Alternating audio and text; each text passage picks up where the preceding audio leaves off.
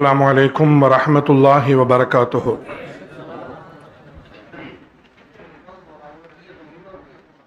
نحمده ونستعينه ونستغفره ونؤمن به ونتوكل عليه ونعوذ بالله من شرور أنفسنا ومن سيئات أعمالنا من يهده الله فلا مضل له ومن يضلله فلا هادي له ونشهد أن لا إله إلا الله وحده لا شريك له ونشهد أن سيدنا ومولانا محمدا عبده ورسوله أما بعد فأوصيكم عباد الله وإياي أولا بتقوى الله. وقال الله تعالى في القرآن العظيم في شأن حبيبه صلى الله عليه وسلم وما أرسلناك إلا رحمة للعالمين. وقال النبي صلى الله عليه وسلم الدين النصيحة أو كما قال صلى الله عليه وسلم. எல்லா புகழும் ஏகன் அல்லாஹ் ஒருவனுக்கே உரித்தாகட்டுமாக. வல்லவன் அல்லாஹுவின் வற்றாத அருளும் கருணையும் உலகத்தின் அருள்கொடையாக வந்துதித்த வல்லல் முஹம்மது ஸல்லல்லாஹு அலைஹி வஸல்லம் அவர்களின் மீதும் எல்லா நபிமார்களின் மீதும் பெருமானாரின் குடும்பத்தார், அவர்களின் நட்சப தோழர்கள், சாலிஹீன்கள், ஷுஹதாக்கள், நல்லவர்கள் யாவரின் மீதும் குறிப்பாக நம்மவர் மீதும் அல்லாஹுவின் பேரருள் நிறைவாக நிலையாக பொழிய வேண்டி பிரார்த்தனை புரிந்தவனாக என் வார்த்தைகளை துவங்குகிறேன். 10 தினங்களாக நடைபெற்று வருகிற மஜ்லிஸுல் உலமாவின் சார்பாக சுமார் 20 வருடங்களாக மிகச்சிறப்பாக ஏற்பாடு செய்யப்பட்டு பல்வேறு தலைப்புகளில் பல அறிஞர்களை அழைத்து இந்த மக்களுக்கு இந்த புனிதமான நாட்களில் பெருமானாரை பற்றிய வாழ்வை கொண்டு வந்து சேர்த்துவிட வேண்டும் என்கிற துடிப்பான எண்ணத்தோடு உலமா பெருமக்கள் செயல்பட்டு வருகிறார்கள். அல்லாஹ் அவர்களின் இச்செயலை கபூல் செய்து கொள்வானாக. நிரந்தரமான கூலி தருகிற மகத்தான பணிகளில் ஒன்றாக அல்லாஹ் இதனை அமைத்து தருவானாக. இந்த காரியம் கபூலாகிவிட்டது என்பதற்கு ஒரு அடையாளம் என்னவென்றால், ஒரு நல்ல காரியம் கபூலாகி விடுவதுதான் பாக்கியமானது. அது கபூலாகிவிட்டது என்பதற்கு நாம் புரிந்து கொள்ளும் வகையில் இருக்கிற ஒரு அறிகுறி அல் ஹசனத்து பாதல் ஹசனா, ஒரு நன்மைக்கு பின்னால் இன்னொரு நன்மை அதனை தொடர்ந்து செய்வது, அது கபூலாகிவிட்டதற்கான அடையாளம். கடந்த வருடத்தின் இந்த செயல் அல்லாஹ் ஏற்றுக்கொண்டான் என்பதற்கு இந்த வருடத்தில் நாம் தொடர்ந்து செய்கிற அது அறிகுறியாக இருக்கிறது, அதற்கான அடையாளமாக இருக்கிறது. எனவே அந்த வகையிலும் அல்லாஹ் இந்த நற்செயலை பொருந்திக் கொள்வானாக. பெருமக்களே, வணக்கங்களிலும் வழிபாட்டு செயல்பாடுகளிலும் இந்த சமூகம் ஒரு குறிப்பிட்ட உயரத்தை தொட்டிருக்கிறது. ஆனால் வணக்கங்களுக்கு நிகராக மார்க்கம் சொல்கிற அஹ்லாக் என்கிற நற்குணங்களுக்கும் அதற்கு தரப்பட வேண்டிய முக்கியத்துவத்தை இந்த சமூகம் கொடுக்க வேண்டும் என்கிற நல்லெண்ணத்தில்தான் பெருமானார் ஸல்லல்லாஹு அலைஹி வஸல்லம் அவர்கள் குணத்தால் உள்ளங்களை வென்றவர்கள் என்கிற தலைப்பு எனக்கு தரப்பட்டிருப்பதாக கருதுகிறேன். இந்த உலகத்திலே பொருளாதார பஞ்சங்களை விடவும் குணத்திற்கு பஞ்சம் ஏற்பட்டிருக்கிறது. ஒரு மாபெரும் வறட்சி இருக்கிறது. இந்த வறட்சி நீக்கப்பட வேண்டும்.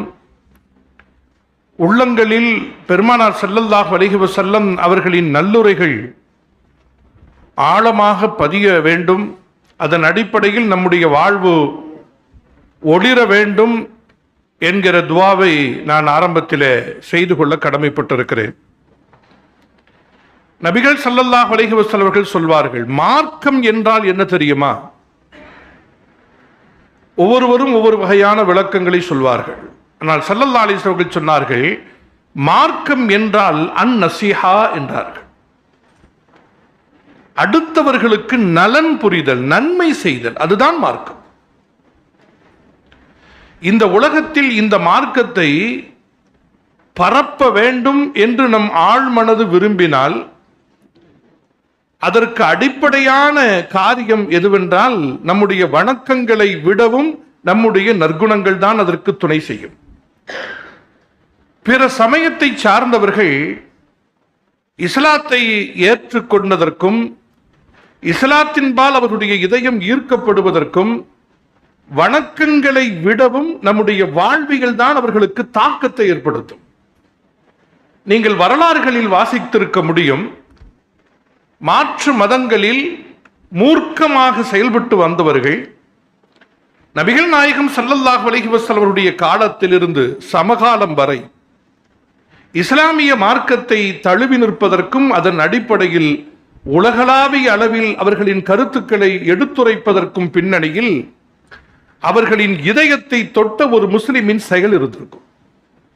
அந்த செயல்தான் அவர்களை மார்க்கத்தை தழுவி நிற்பதற்கும் அதன் அடிப்படையில் ஓங்கி இந்த மார்க்கத்தின் பெருமைகளை எடுத்துச் சொல்வதற்கும் காரணமாக இருந்திருக்கிறது என்பதை நாம் புரிந்து கொள்ள வேண்டும். பெருமக்களே, வணக்கங்களும் கூட அது உருவாக்கப்பட்டதற்கான அடிப்படை நோக்கம் என்ன தெரியுமா? நம்முடைய வாழ்க்கையில் அஹ்லாக் என்கிற நற்குணங்களை வளர்ப்பதற்குத்தான். நாம் புரிந்து கொள்வதற்காக நோன்பு என்கிற ஒரு வணக்கம் இருக்கிறது. பெருமக்கள் அதற்கு நிறைய விளக்கம் தருகிறார்கள். அல்லாஹ்வின் அருகாமையை கொண்டு வந்து சேர்க்கிற ஒரு அமல் அது. அல்லாஹ்விற்கு பிடித்தமான ஒரு அமல் அது. அவனே கூலியாகி விடுகிற ஒரு அமல் அது என்றெல்லாம் ஆன்மீக ரீதியான விளக்கங்களை எடுத்து சொன்னாலும் இந்த நோன்பின் வழியாக மனம் ஒரு கட்டுக்குள் வருகிறது, உணர்வுகள் ஒரு கட்டுக்குள் வருகிறது. அடுத்தவர்களை பார்க்கிற பொழுது பரிவோடும் இரக்கத்தோடும் பார்க்கிற ஒரு அனுபவம் நமக்கு வருகிறது. பசி என்கிற துயர் எவ்வளவு கொடியது என்பதனை நேரடியாக அனுபவித்து உணர்கிற வாய்ப்பு கிடைக்கிறது. ரமலானுடைய மாதத்தில் நோன்பு நோற்று வருகிற ஒரு மனிதர் தன்னை போல அடுத்தவரை கருதி வாழக்கூடும் என்கிற அந்த மாற்ற நிலைகளை மனதிலே வருவதற்குரிய அந்த சூழலை அவர் பெறுகிறார். அன்பிற்கினியவர்களே, வணக்கங்களின் அடிப்படை நோக்கமும் கூட வாழ்க்கையில் அஹ்லாக்கை, நற்குணங்களை உருவாக்குவதுதான் என்பதை புரிந்து கொள்ள வேண்டும். பெருமானார் ஸல்லல்லாஹு அலைஹி வஸல்லம் அவர்கள் சொல்வார்கள், சொர்க்கத்தில் அமல்கள் நிறுக்கப்படுகிற பொழுது, எடை போடப்படுகிற பொழுது அதிகம் கனம் சேர்ப்பது எது தெரியுமா? ஸல்லல்லாஹு அலைஹி வஸல்லம் சொன்னார்கள், சொர்க்கத்தில் தராசில் நிறுக்கப்படுகிற பொழுது அதிகம் கனம் சேர்ப்பதும், சொர்க்கத்தில் மனிதனை கொண்டு சேர்க்கிற அமல்களில் அதிக தன்மை கொண்டதும், பெருமானார் ஸல்லல்லாஹு அலைஹி வஸல்லம் அவர்கள் சொன்னார்களே, லி உத்தம்மிம மகாரிமல் அஹ்லாக், எதனை பரிபூரணப்படுத்த வந்திருப்பதாக தன்னுடைய வருகையை ஸல்லல்லாஹு அலைஹி வஸல்லம் அவர்கள் அறிமுகம் செய்து தந்தார்கள் என்றால், நற்குணங்களை பூர்த்தி செய்வதற்கும் பூரணப்படுத்துவதற்கும் அதனை முழுமைப்படுத்துவதற்கும் தான் நான் வந்தேன் என்று ஹுலுக்குல் ஹுஸ்ன் என்கிற இந்த நற்குணத்தை குறித்து தான் ஸல்லல்லாஹு அலைஹி வஸல்லம் அவர்கள் நமக்கு எடுத்துச் சொல்லியிருக்கிறார்கள் என்பதை பார்க்கிறோம். அன்பிற்கினியவர்களே, நான் சில சம்பவங்களை பெருமானார் ஸல்லல்லாஹு அலைஹி வஸல்லத்தினுடைய வாழ்வில் இருந்து, பெருமானாரினுடைய குணத்தால் இந்த உலகத்தில் அடுத்தவர்களின் இதயம் எவ்வளவு ஈர்க்கப்பட்டிருந்தது, இஸ்லாம் அதனாலே எவ்வளவு உச்சத்திற்கு வந்து நின்றது என்ற பார்வையில் சில சம்பவங்களை நான் உங்களுக்கு கோடிட்டு காட்ட விரும்புகிறேன். கொஞ்சம் கவனமா வச்சுக்கணும், சரியா? சம்சாரம் சாப்பிட்டு முடிச்சாச்சா? சரி. பெருமக்களே, பெருமானார் ஸல்லல்லாஹு அலைஹி வஸல்லத்தினுடைய வாழ்க்கையில பார்க்கிறோம், நபிகள் நாயகம் ஸல்லல்லாஹு அலைஹி வஸல்லமுடைய வாழ்க்கையில பார்க்கிறோம். அவர்களுடைய அரசியல் வாழ்க்கை, அவருடைய ஆன்மீக வாழ்க்கை, அவருடைய போராட்ட வாழ்க்கை, அவருடைய குடும்ப வாழ்க்கை, எல்லா நிலைகளிலும் பெருமானாரிடத்தில் உச்சத்தில் இருந்த ஒரு அம்சம் அவர்களின் நற்குணம். மக்காவாசிகள் பெருமானாருக்கு எதிராக 3 பெரும் போர்களை நிகழ்த்தியவர்கள் இல்லையா? பத்ரு, உஹது, ஹந்தக். இது மாதிரியான யுத்தங்களுக்கு காரணமாக இருந்தவர்கள் மக்காவாசிகள். மக்காவில் வாழ்ந்த பொழுது பெருமானார் ஸல்லல்லாஹு அலைஹி வஸல்லம் அவர்களை விஷம் கொடுத்து கொன்றுவிடலாம் என்று குறிவைத்தவர்கள். பெருமானாரையும் பெருமானாரின் தோழர்களையும் சந்தர்ப்பம் வாய்க்கிற பொழுது சதியால் வீழ்த்திவிட வேண்டும் என்று திட்டமிட்டு கங்கணம் கட்டிக் கொண்டிருந்தவர்கள். பெருமானார் நடக்கின்ற பாதையில் முட்களை பரப்பி வைத்தவர்கள். பெருமானாரின் தோழர்களுக்கு உயிர் பயத்தை ஊட்டியவர்கள். பெருமானாரின் தோழர்களின் குடும்பங்களை அச்சுறுத்தி வாழ்ந்தவர்கள். அவர்களின் சொத்துக்களை சூறையாடியவர்கள். எல்லா நிலைகளிலும் ஒரு வகையான நிர்கதிக்கு பெருமானாரின் தோழர்களை உட்படுத்திய அந்த தோழர்கள் ஃபத்ஹ் மக்காவில், மக்கா வெற்றி கொள்ளப்பட்ட பொழுது நிலை குலைந்து நிற்கிறார்கள். ஒரு மனிதன் வெற்றியை சுவைக்கின்ற நேரத்தில் யாரிடத்திலிருந்து வெற்றி தரப்படுகிறதோ, யார் தோல்வியாளர்களாக நிற்கிறார்களோ, யார் தோல்வியின் விளிம்பில் பள்ளத்தில் விழுந்து கிடக்கிறார்களோ, அவர்களை பார்க்கிற பொழுது பழைய நினைவுகள் எல்லாம் கிளறப்பட்டுவிடும் இல்லையா? முகத்தை பார்க்கிற பொழுது அவன் செய்த வஞ்சகம் ஞாபகத்தில் வந்து தங்கும். அனைத்து சூழ்ச்சிகளுக்கும் இப்போது பழி தீர்த்துவிட வேண்டும் என்று மனசு குறுகுறுக்கும். நபிகள் பெருமானார் ரசூலுல்லாஹி ஸல்லல்லாஹு அலைஹி வஸல்லம் அவர்கள் அந்த எதிரிகளை என்ன செய்தாலும் அது நியாயம் என்று உலகத்தின் வரலாறு பேசும் என்று சொல்லப்படுகிற அந்த தருணத்தில் அந்த எதிரிகளிடத்தில் பெருமான் ஸல்லல்லாஹு அலைஹி வஸல்லம் கேட்கிறார்கள், நான் உங்களிடத்தில் எப்படி நடந்து கொள்ள வேண்டும் என்று நீங்கள் விரும்புகிறீர்கள்? இவ்வளவு நிதானமா பேச முடியாது. இவ்வளவு நிதானமா பேசுமா? பேச முடியாது. பெருமானார் ஸல்லல்லாஹு அலைஹி வஸல்லம் கேட்கிறார்கள், உங்களிடத்தில் நான் எப்படி நடந்து கொள்ள வேண்டும் என்று நீங்கள் விரும்புகிறீர்கள்? ரசூலுல்லாஹ்வை அவர்கள் ஆழமாக உட்வாங்கிக் கொண்டவர்கள் இல்லையா? அந்த மக்கள் பெருமானாரை அப்படியே செறித்துக் கொண்டவர்கள். பெருமானாரின் ஆதி வாழ்வும் அந்திம வாழ்வும் அவர்களுக்கு அத்துப்படி. பெருமானாரின் குணங்கள் தெரியும், பெருமானாரின் இயல்பும் சுபாவமும் அவர்களுக்கு புரியும். அந்த மனிதர்கள் எல்லாம் பெருமானாரை பார்த்து சொன்னார்கள், அஹுன் கரீம், நீங்க யார் தெரியுமா? சங்கையான மனிதர். நீங்க தரம் தாழ்ந்த செயல்களை ஒருபோதும் நீங்கள் செய்ய மாட்டீர்கள், செய்ய அனுமதிக்க மாட்டீர்கள். நீங்கள் அஹுன் கரீம், மிகச்சிறந்த மேன்மையான குணம் கொண்ட மனிதர், குணம் கொண்ட சகோதரர் நீங்கள் என்று சொன்ன பொழுது பெருமானார் ஸல்லல்லாஹு அலைஹி வஸல்லம் சொன்னார்கள், அன்தும் தொலகா, நீங்கள் யாவரும் இப்போது விடுதலை செய்யப்படுகிறீர்கள். உங்களிடத்திலே பழிவாங்குதல் கிடையாது. உங்களை எந்த விதத்திலும் தண்டிப்பது என்னுடைய நோக்கமில்லை என்று பெருமானார் ரசூலுல்லாஹி ஸல்லல்லாஹு அலைஹி வஸல்லம் அவர்கள் அந்த மனிதர்களை அப்படியே மன்னித்து கைவிட்டார்கள் என்கிற வரலாறு வெறும் வாசிப்பதற்குரியது மாத்திரமல்ல, நம்முடைய வாழ்க்கைக்குரியது. ஃபகன் நபிய்யீன ஃபீ ஹல்கின் வ ஃபீ குலுகின் வ லம் யுதானூஹு ஃபீ இல்மின் வலா கரமி. அன்னல் புஸ்ரி ரஹ்மத்துல்லாஹி அலைஹி அவர்கள் பாடுவார்கள், இந்த உலகத்தில் பல நபிமார்கள் வந்திருக்கிறார்கள். எல்லா நபிமார்களை விடவும் அக அழகிலும் புற அழகிலும், அக அழகிலும் முக அழகிலும் யா ரசூலல்லாஹ் நீங்கள் உச்சத்தில் இருக்கிறீர்கள், நீங்கள் உச்சத்தில் இருக்கிறீர்கள். வலம் யுதானூஹு ஃபீ இல்மின் வலா கரமி, சங்கையாக நடந்து கொள்வதிலும் உயர்பட்ச ஞானத்திலும் உங்களுக்கு பக்கத்தில் எவரும் வர முடியாது. வலம் யுதானூஹு ஃபீ இல்மின் வலா கரமி. அந்த வார்த்தை வெறும் வார்த்தை அல்ல பெருமக்களே. பெருமானார் ஸல்லல்லாஹு அலைஹி வஸல்லத்தினுடைய வாழ்க்கை என்பதை நாம் புரிந்து கொள்ள வேண்டும் பெருமக்களே. பெருமானாருடைய ஒவ்வொரு பார்வைகளிலும் கருணை இருக்கும். ரொம்ப நுட்பமா யோசிப்பாங்க. இந்த சமூகத்திற்கு அவர்கள் சொல்லிய ஒவ்வொரு வார்த்தைகளிலும் மிக நுட்பமும் ஆழமும் இருக்கும். சரதாசன் சொன்னாங்க, நீங்க ஒரு ஆட்டை அறுக்கிறதுக்கு முன்னாடி, நம்ம ஒரு ஆட்டை அறுத்துறோம் குர்பானி நேரத்திலையும் சரி, சாதாரணமா மட்டன் கடைகளுக்கு போய் ஆடு கறி சாப்பிட்றதாக இருந்தாலும் சரி, சரதாசன் சொன்னாங்க, ஒரு ஆட்டை பக்கத்துல வச்சுக்கிட்டு இன்னொரு ஆட்டை அறுக்காதீங்கன்னா. எவ்வளவு நுட்பமான பார்வை பாருங்க, எங்க பாக்குறாங்க பாருங்க. ஒரு ஆட்டை பக்கத்துல வச்சுக்கிட்டு இன்னொரு ஆட்டை அறுக்காதீங்க. ஒரு தோழர் இப்படி செயல்பட்ட பொழுது பெருமாள் ஸல்லல்லாஹு அலைஹி வஸல்லம் என்ன சொன்னாங்க தெரியுமா? அறுக்கிற ஆட்டை ஏன் 2 முறை அதற்கு மரணம் தருகிறீர்கள்? ஏன் 2 தடவை? அத்துரீதுன் அன் துமீத்தஹுமா மர்ரத்தைன் அன் துமீத்தஹு மர்ரத்தைன், 2 தடவை அதுக்கு ஏன் மரணத்தை கொடுக்குறீங்கன்னா? ஏன்னா இன்னொரு ஆடு அறுக்கப்படுவதை பார்க்கிற பொழுதே பாதி உயிர் போய்விடுகிறது. 2 முறை அதனை கொள்ளாதீர்கள். அறுக்கிற நேரத்திலும் கூட நீங்கள் அறுக்கிற கத்தியை கூர்மையாக்கிக் கொள்ளுங்கள். ஒரு தடவையிலே அறுத்துறணும். உயிர் பிரிகிற நேரத்திலும் கூட அது நமக்காக படைக்கப்பட்டிருக்கிறது.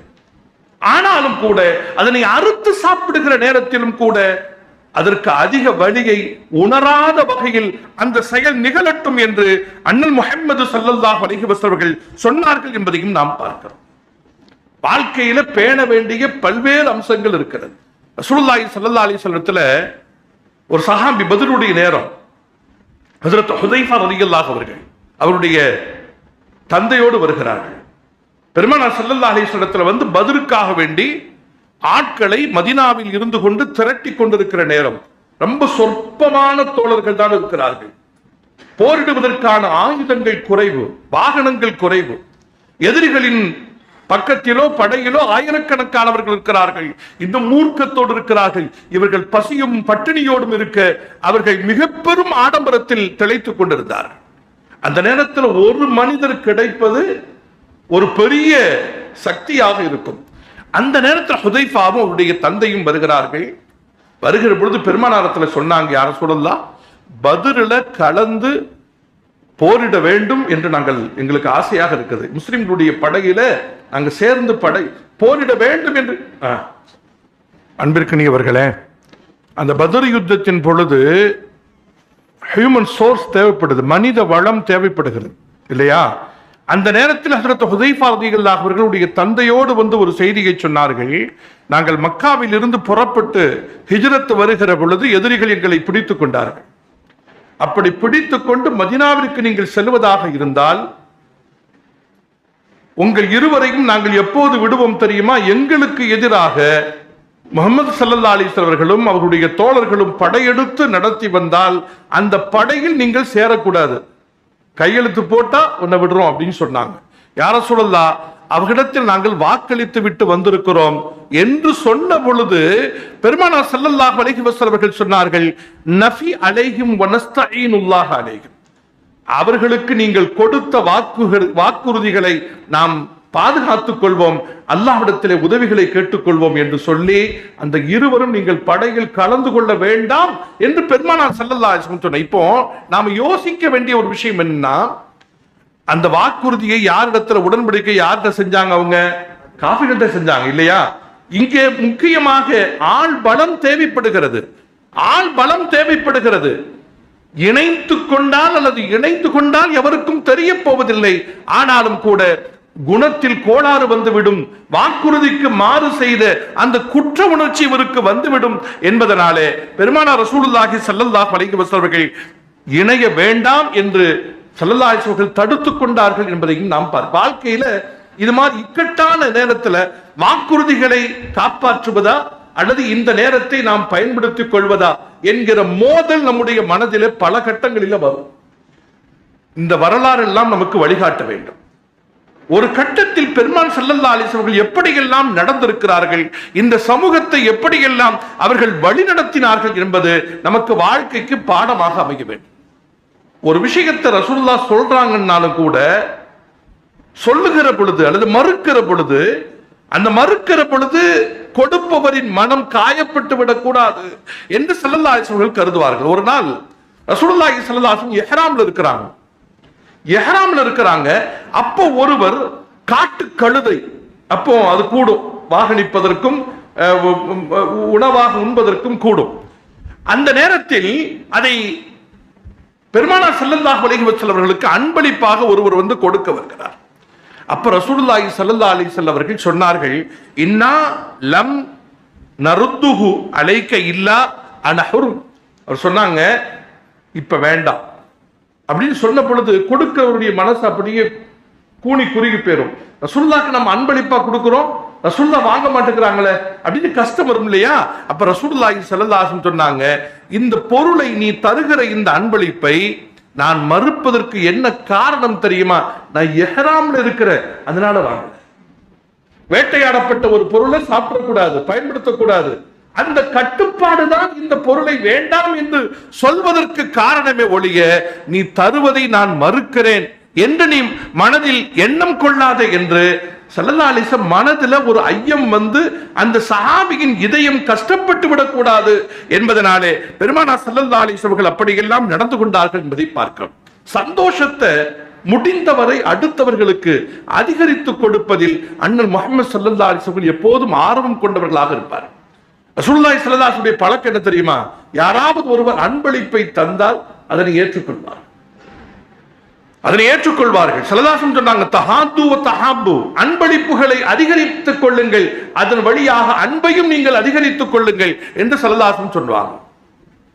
அன்பளிப்புகளை ஏற்றுக்கொள்வது பெருமானார் ஸல்லல்லாஹு அலைஹி வஸல்லத்தினுடைய பழக்கம். சின்னவர் தராரு, பெரியவர் தராரு, ஏழை தராரு, பணக்காரர் தராரு, அவர் கொடுக்கிற விருந்தை ஏத்துக்கிறது, இவர் கொடுக்கிற விருந்தை ஏத்துக்க மறுக்கிறது, அதெல்லாம் ரசூலுல்லாஹி ஸல்லல்லாஹு அலைஹி வஸல்லம் கிடையாது. பெருமானாருடைய இன்னொரு பண்பு என்னவென்று கேட்டால், கான ரசூலுல்லாஹி ஸல்லல்லாஹு அலைஹி வஸல்லம் அவர்கள் யக்பலுல் ஹதியா வ யுஸீபு அலைஹா, ஹதியாவை ஏத்துக்குவாங்க, ஒரு சந்தர்ப்பத்தை எதிர்பார்த்துக்கிட்டே இருப்பாங்க. அந்த மனிதருக்கு அவர் தந்த அன்பளிப்பு பிரதி உபகாரம் செய்ய வேண்டும், அவருக்கு அதை திருப்பி செலுத்திவிட வேண்டும் என்பதற்கு ஒரு சந்தர்ப்பத்தை பெருமானார் ஸல்லல்லாஹு அலைஹி வஸல்லம் எதிர்பார்த்துக் கொண்டே இருப்பார்கள். ஒரு சந்தர்ப்பம் வருகிற பொழுது தந்தவருக்கு அவர் தந்ததை விடவும் சிறந்ததை நபிகள் நாயகம் ஸல்லல்லாஹு அலைஹி வஸல்லம் அவர்கள் கொடுத்து விடுவார்கள் என்பதையும் நாம் பார்க்கிறோம். ஒரு தலைவர் எப்படி இருக்கணும்? தன்னுடைய குடிமக்களிடத்தில் எந்த அச்சத்தையும் ஊட்டக்கூடாது, பீதிகள் வந்துவிடக்கூடாது, மனக்கசப்புகள் வந்துவிடக்கூடாது, தலைவரை பற்றி ஒரு அவநம்பிக்கை வந்துவிடக்கூடாது. வாழுகிற பொழுது பொருளாதார ரீதியாக சமூக ரீதியான ஒரு பதற்றம் அந்த மக்களுக்கு வந்துவிடக்கூடாது இல்லையா? இதனால் ஒரு சிறந்த தலைவருக்குரிய அடையாளம். மதீனாவிலே இரவு நேரத்திலே மதீனாவுடைய எல்லை பகுதியில் இருந்து ஒரு வகையான சத்தம், ஒரு வகையான பீதி, தூங்க முடியல.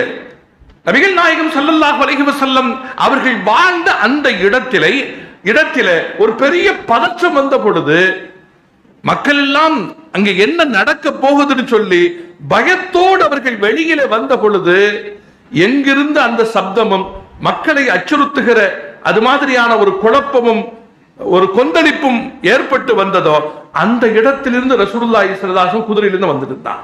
வந்து சொன்னாங்க, போங்க போங்க, அவங்கவுங்க வீடுகளுக்கு போங்க, எந்த பிரச்சனையும் இல்லை, எந்த சப்தமும் இல்லை, நம்மை நீங்கள் பீதி கொள்ளும் அளவிற்கு எந்த வகையான பிரச்சனைகளும் இல்லை என்று பெருமானார் ஸல்லல்லாஹு அலைஹி வஸல்லம் அவர்கள் மக்களின் பதற்றத்தை, பயத்தை, அச்சத்தை பெருமானார் ஸல்லல்லாஹு அலைஹி வஸல்லம் முன்னாலே நின்று தடுப்பாங்க. இன்னைக்கு பார்க்கிறோம், மக்கள் பிரச்சனைகளை மாட்டிக்கிட்ட தலைவர்கள் ஓடி போயிடுறாங்க இல்லையா? தலைவர்கள் ஓடி போயிடுறாங்க, பிரச்சனைக்குரிய இடத்துக்கு அல்ல, பிரச்சனையுடைய இடத்திலிருந்து ஓடி போயிடுறாங்க. ஆனால் அண்ணல் முஹம்மது ஸல்லல்லாஹு அலைஹி வஸல்லம் அவர்கள் மக்களை பாதுகாப்பதற்கும் அவருடைய பயத்தை போக்குவதற்கும் பெருமானார் ஸல்லல்லாஹு அலைஹி வஸல்லம் எடுத்துக்கொண்ட அந்த விஷயங்களை எல்லாம் நாம் பார்க்கிறோம் பெருமக்களே. அது மாத்திரமல்ல, ரசூலுல்லாஹி ஸல்லல்லாஹு அலைஹி வஸல்லம் தன்மை என்னன்னா, பெருமானார் ஒரு பொது தலைவர், அவங்க பல மனிதர்களை சந்திக்க வேண்டிய கட்டாயம் வரும். மனிதர்கள் பலதரப்பட்டவர்கள் இல்லையா? பண்பாடுகளில் கொஞ்சம் ஏற்றம் குறைவுகள் எல்லாம் இருக்கும். ஒவ்வொரு பகுதிகளில் இருந்தும் புதிதாக இஸ்லாத்தில் இணைந்திருப்பவர்கள் ஒவ்வொருவரும் ஒவ்வொரு விதமாக நபிகள் ஸல்லல்லாஹு அலைஹி வஸல்லம் இடத்துல நடந்துக்குவாங்க. அதுல ஒரு ஆள் வந்தார், ரொம்ப கிராமப்புறத்து மனிதர், நாகரிகத்தில் கொஞ்சம் பண்படாதவராக இருந்தவர், ஒரு இளைஞர். பெருமானார் ஸல்லல்லாஹு அலைஹி வஸல்லம் இடத்துல வந்து கேட்கிறாரு, நான் இஸ்லாத்துல இணைஞ்சுக்கிறேன், இஸ்லாமிய அடிப்படையில் வாழ்றேன், ஆனா என்னுடைய வயது, என்னுடைய வாலிபம், ஜினா செய்வதற்கு மாத்திரம் எனக்கு அனுமதி வேணும்னு கேட்டார். இப்படி கேட்கறதுக்கு ஒருத்தன் துணிச்சல் வருகிறது அப்படின்னாலே பக்கத்தில் உள்ளவங்களுக்குலாம் கோபம் வந்துடும். அவளும் நெருங்க முடியாது. ஒரு தலைவராக அடையாளமிடப்பட்டவர்களை அணுகி இது மாதிரியான ஒரு கேள்விகளை ஒருவர் கேட்டுவிடவே முடியாது. எல்லோருக்கும் ஒரு கொந்தளிப்பும் கோபமும் வந்தது. பெருமானார் ஸல்லல்லாஹு அலைஹி வஸல்லம் அவர்கள் அவர் கேட்டது தப்பு, அந்த கேட்டது ஒரு பாவமான செயலை தவிர இவரை கோபிக்க கூடாதுன்னு முடிவெடுத்துட்டாங்க ரசூலுல்லாஹ். ஒரு மனிதன் சருகுகிற பொழுது அவனுக்கு திசை காட்ட வேண்டுமே ஒழிய அந்த சருகுதலை அடிப்படையாக வைத்து அவனை இன்னும் பள்ளத்தில் வீழ்த்தி விடக்கூடாது. ரசூலுல்லாஹி ஸல்லல்லாஹு அலைஹி வஸல்லம் ரொம்ப கவனமா இருப்பாங்க. ஏன்னா மனித வளம் என்பது மிக முக்கியமானது. ஒரு மனிதனை வைத்துக் கொண்டு சமூகத்தில் பல மாற்றங்களை கொண்டு வந்து விட முடியும். எந்த மனிதனாலே எத்தகைய மாற்றங்கள் நிகழ்வதற்கு எந்த மனிதன் காரணமாக இருப்பான் என்று சொல்லவே முடியாது. ஹஜ்ரத் உமர் ரலியல்லாஹு அன்ஹு எப்படி இருந்தவங்க பெருமானார் ஸல்லல்லாஹு அலைஹி வஸல்லம் அவர்களை கொலை செய்து விட வேண்டும் என்று கோபத்தோடு புறப்பட்டு வந்தவர்கள். பெருமானாருடைய அணுகுமுறையினாலே மார்க்கத்தை தழுவினார். அவர்களுடைய இதயத்தில் இஸ்லாம் புகுந்தது. இன்னைக்கு ஹஜ்ரத் உமர் ரலியல்லாஹு அன்ஹுவை வைத்துத்தான் இஸ்லாம் அடையாளமிடப்படுகிறது இல்லையா? உலகத்தின் ஒட்டுமொத்த தலைவர்களும் ஹஜ்ரத் உமர் ரலியல்லாஹு அன்ஹுடைய பெயர்களை உச்சரிக்காமல் இல்லை. என்ன காரணம்? பெருமானார் ஸல்லல்லாஹு அலைஹி வஸல்லம் கேட்டாங்க, அல்லாஹும்ம அய்யிதில் இஸ்லாம் பி உமர். யா அல்லாஹ், உமரை கொண்டு உமரை இஸ்லாத்துல வர்றதை வச்சு இந்த இஸ்லாத்துக்கு ஒரு வலிமைத்தா, ஒரு பலத்தை தா. ரசூலுல்லாஹ்க்கு அந்த பார்வை இருக்கும்.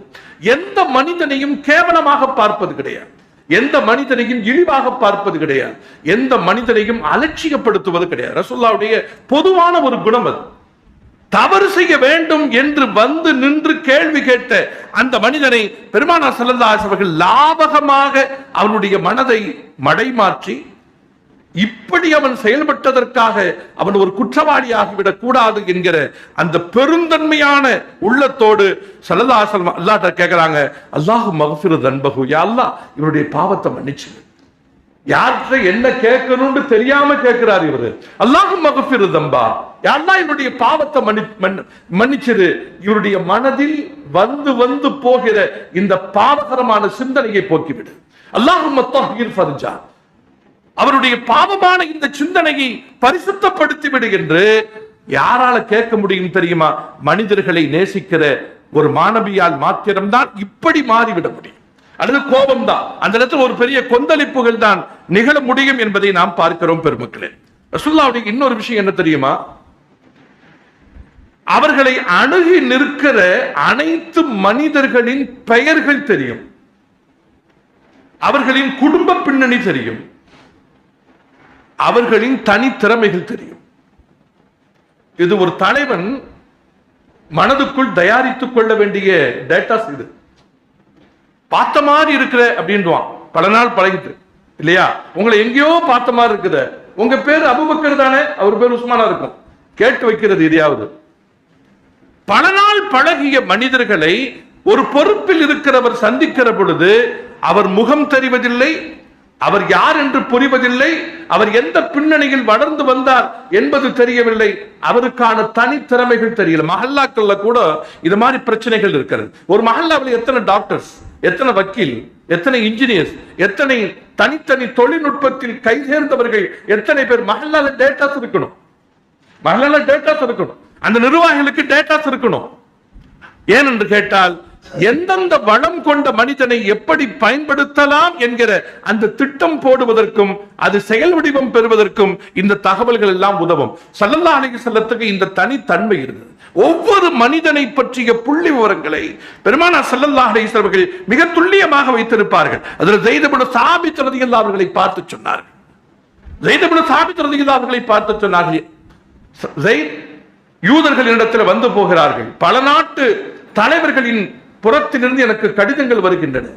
அந்த கடிதங்களை எல்லாம் மொழிபெயர்த்து சொல்வதற்கு, அந்த கடிதங்களில் இருக்கிற கருத்துக்களை என்னிடத்தில் எடுத்துச் சொல்வதற்கு ஒரு நம்பிக்கையான ஆள் தேவைப்படுகிறது. யூதர்களே வச்சுக்கலாம்னா அவன் வேதங்களையே கருத்து மாத்தினவன், கடிதத்தினுடைய கருத்தை மாத்திடுவான், கடிதங்களுடைய கருத்தை மாத்திடுவான். எனவே யூத மொழியை கற்றுக்கொள் என்று ஹஜ்ரத் ஸைத் இப்னு சாபித் ரலியல்லாஹு அன்ஹு சொன்னாங்க. ஏன் அவங்கள பார்த்து சொன்னாங்கன்னா, இந்த கற்கும் திறன், இந்த அறிவு திறன் ஸைத் இப்னு சாபித் ரலியல்லாஹு அன்ஹு கொஞ்சம் அபாரமாக இருந்தது என்பதை அண்ணல் முஹம்மது ஸல்லல்லாஹு அலைஹி வஸல்லம் மோப்பம் முடிச்சு வச்சிருந்தாங்க. அதில் ஸைத் இப்னு சாபித் ரலியல்லாஹு அவர்கள் சொல்கிறார்கள், பெருமானார் அவர்கள் சொன்னதற்கு பின்னால் யூத மொழிகளை நான் சரியாக 17 நாளுக்குள், எத்தனை நாளுங்க, 17 நாட்களுக்குள் எழுதவும் பேசவும் உரையாடவும் தேவைப்படுகிற அதற்கான மொழி புலமையை நான் பெற்றுக்கொண்டேன் என்று அதற்கு ஸைத் இப்னு சாபித் ரலியல்லாஹு அவர்கள் சொன்னார்கள் என்று சொன்னால், அன்பிற்குரியவர்கள், இதுதான் ரொம்ப முக்கியமானது. மனிதர்கள் யாரும் சிரமப்பட்டக்கூடாது. ரசூலுல்லாஹ் யாரும் சிரமப்பட்டக்கூடாது. வணக்கத்தின் பெயராலும் கூட சிரமப்பட்டக்கூடாது என்று கருதுவாங்க அவங்க. ஒரு தடவை ஒரு கிராமத்திலிருந்து சில மனிதர்கள் வந்து சேர்க்கிறார்கள், கேட்கிறாங்க. ரசூலுல்லாஹி ஸல்லல்லாஹு அலைஹி வஸல்லம் முறையிடுறாங்க, யார சொல்லலாம், இவர் எங்களுக்கு தொழு வைக்கிறாரு. தொழு வைக்கும் போது என்ன பண்றாரு, இமாம் ஜமாத்துல நீண்ட சூறாவை ஓதிடுறாரு. நீண்ட சூறாவை ஓதிடுறாரு. எங்களுக்கு, நாங்க கிராமத்து மனிதர்கள், இரவு முழுக்க வேலை செய்ய வேண்டியிருக்கிறது. எனவே இரவு முழுக்க நீண்ட நேரம் கண் விழித்து உழைத்து களைத்து போயிருக்கிற நாங்கள் அதிகாலையில் வந்தால் இவர் நீண்ட சூறாவை ஓதும் போது எங்களுக்கு தொழுகையில் முழுதாக எங்களுடைய மனதை லைக்க செய்ய முடியவில்லை, நிற்க முடியல, தொழ முடியல, உணர்வுபூர்வமாக எங்களுடைய தொழுகையை நாங்கள் நிறைவு செய்ய முடியவில்லை என்று சொன்ன உடனே நம்மளா இருந்தா என்ன சொல்லுவோம், ஏய் அட்ஜஸ்ட் பண்ணுப்பா, வணக்கம் தானப்பா செய்யற, தொழுகை தானப்பா, கஷ்டப்பட்டு உழைக்கிறல்ல, 5 நிமிஷம் நிக்க முடியாதா அப்படின்னு நம்ம கேட்போம் இல்லையா? ரசூலுல்லாஹி ஸல்லல்லாஹு அலைஹி வஸல்லம் சொன்னார்கள், அய்யுஹன் நாஸ் இன்ன மின்கும் முனஃபிரீன், மனிதர்களே உங்களில் சிலர் இருக்கிறார்கள், அவர்கள் மார்க்கத்தை வைத்து மனிதர்களை விரட்டுபவர்கள் இருக்கிறார்கள். எப்படி எங்க போறாங்க பாருங்க. ரசூலுல்லாஹ்வுடைய பார்வை என்ன இருக்குன்னு பாருங்க.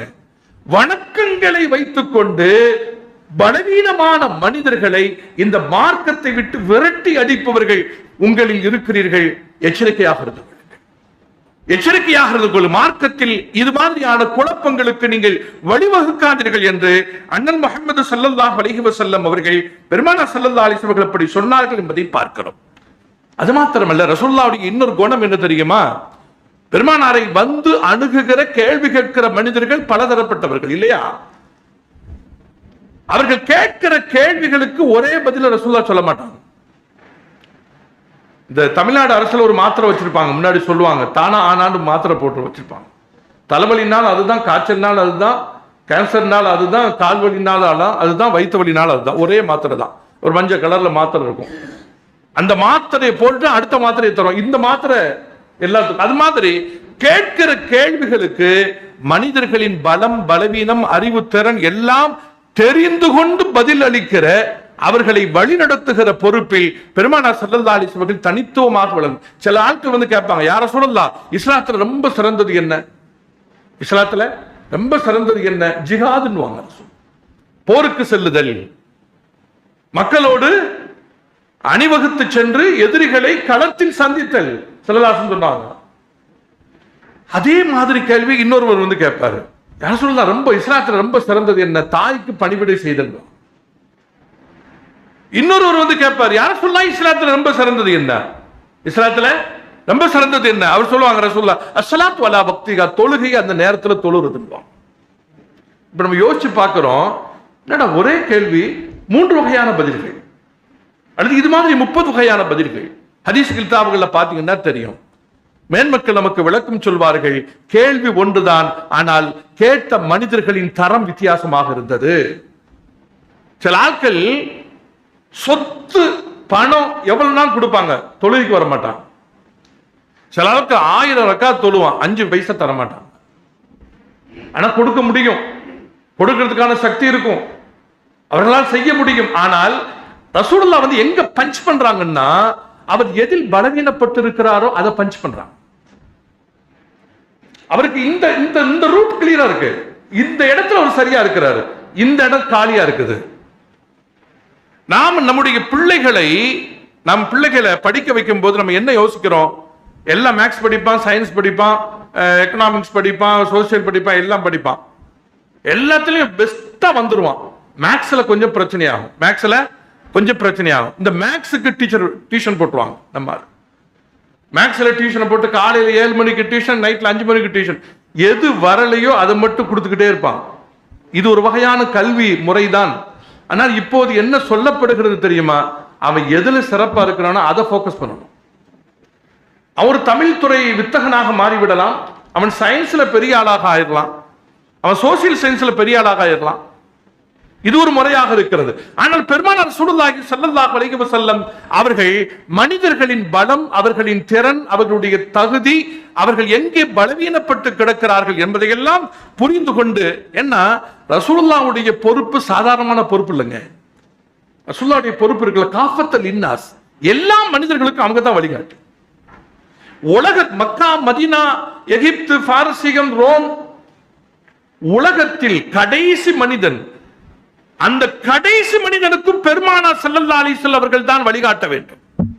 அப்ப எல்லா மனிதர்களுக்கும் தோதுவான, எல்லா மனிதர்களுக்கும் மனநிறைவான வழிகாட்டுதலை அண்ணல் முஹம்மது ஸல்லல்லாஹு அலைஹி வஸல்லம் அவர்கள் தந்துவிட வேண்டும் என்கிற அடிப்படையில் எல்லா மனிதர்களையும் அவர்களுக்கு உரிய வகைகளில் ஸல்லல்லாஹு அலைஹி வஸல்லம் சீர்திருத்துவாங்க. தொழுகையில் நின்னாங்க, ரக்காத்து மிஸ் ஆயிடுச்சு. 4 ரக்காத்து 3 ரக்காத்து அடிச்சு, அல்லது 4 ரக்காத்து 5 ரக்காத்தா மாறிடுச்சு. தொழுகை முடிஞ்சதுக்கு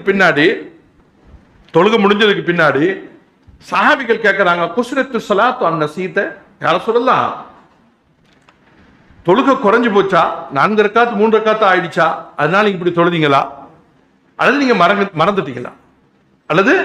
நீங்க மறந்துட்டீங்களா அப்படின்னு ரசூலுல்லாஹ்ட்ட கேட்கிறாங்க சஹாபிகள்.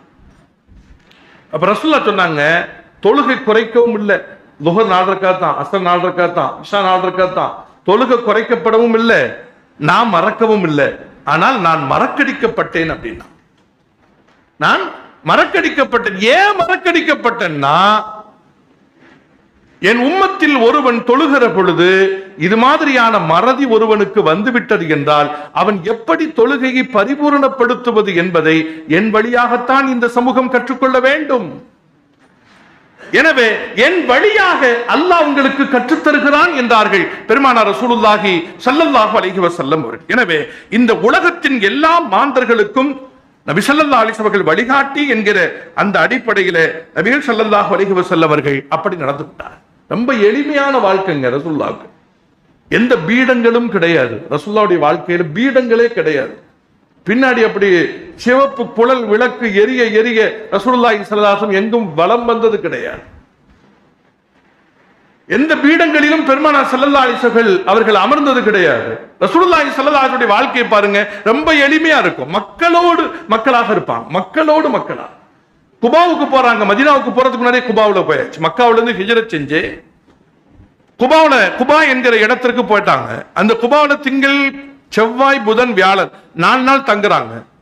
போன இடத்துல ஒரு பள்ளிவாசலை கட்டிட்டாங்க. குபான்ற இடத்துல நீங்க போனீங்கன்னா தெரியும். அந்த குபா பள்ளிவாசலுக்கு ரசூலுல்லாஹ் ஒவ்வொரு சனிக்கிழமையும் போயிட்டு வருவாங்க. அந்த குபா பள்ளிவாசலுக்கு போய் யார் 2 ரக்காத் தொழுகிறாரோ அவருக்கு ஒரு உம்ரா செய்த நன்மை கிடைக்கும் என்றார்கள் பெருமானார் ஸல்லல்லாஹு அலைஹி வஸல்லம்.